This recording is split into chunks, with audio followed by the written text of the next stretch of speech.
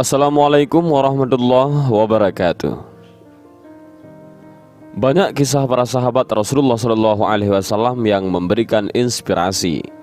Salah satunya adalah sahabat bernama Abdullah bin Ummi Maktum radhiyallahu an. Beliau adalah salah seorang sahabat senior Rasulullah yang terlahir dalam keadaan tunanetra ataupun buta. Dikisahkan bahwa Abdullah bin Ummi Maktum di usia senjanya pernah meminta kepada Rasulullah SAW agar diperbolehkan sholat 5 waktu sendiri di rumah karena kekurangan fisiknya.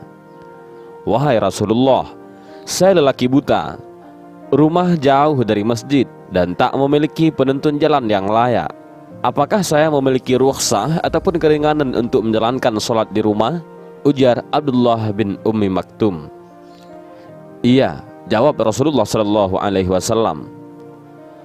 Awalnya Rasulullah SAW mengizinkan Abdullah bin Ummi Maktum. Lalu beliau beranjak keluar, segera dipanggil kembali oleh Rasulullah. "Apakah engkau mendengarkan seruan sholat?" tanya Rasulullah. "Iya Rasulullah, saya bisa mendengarnya," jawab Abdullah bin Ummi Maktum. "Kalau begitu, engkau tetap harus hadir di masjid, sholat berjamaah bersama kami." Mendengarkan jawaban dari Rasulullah SAW, maka Abdullah bin Ummi Maktum pun tetap istiqomah menjalankan sholat 5 waktu berjamaah di masjid. Dalam riwayat Ahmad disebutkan bahwasanya antara rumah Abdullah bin Ummi Maktum dengan masjid terdapat bebatuan dan pohon-pohon kurma. Sementara seperti diketahui bahwa Abdullah bin Ummi Maktum adalah sahabat yang mengalami kebutaan, sehingga akan sulit melalui jalan tersebut.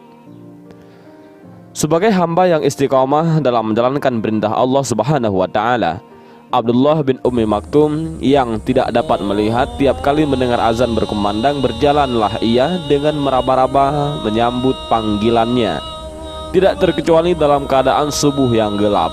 Hingga pada suatu hari Abdullah bin Ummi Maktum tersandung sebuah batu lalu tersungkur.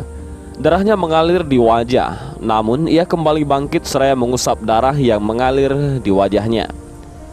Abdullah bin Ummi Maktum pun melanjutkan perjalanan menuju masjid.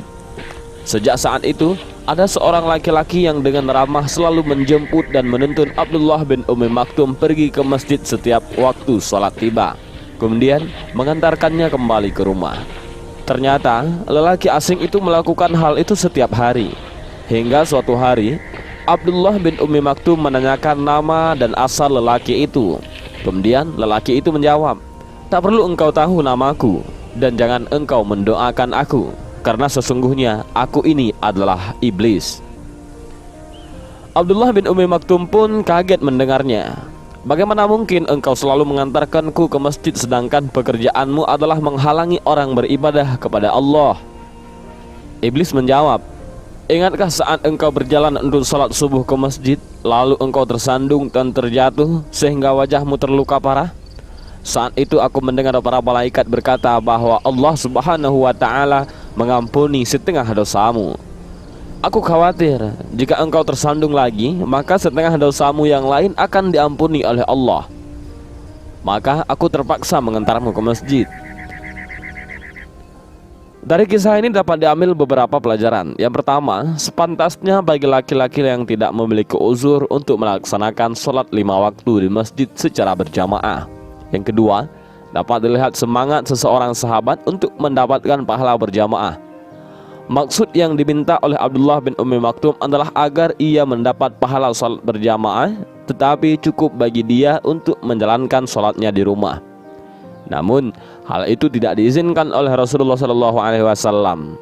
Dan pelajaran yang ketiga, istiqamah merupakan hal yang penting bagi seorang muslim, karena dengan istiqamah dapat menjadi ladang pahala, bahkan mengikis akan dosa-dosa.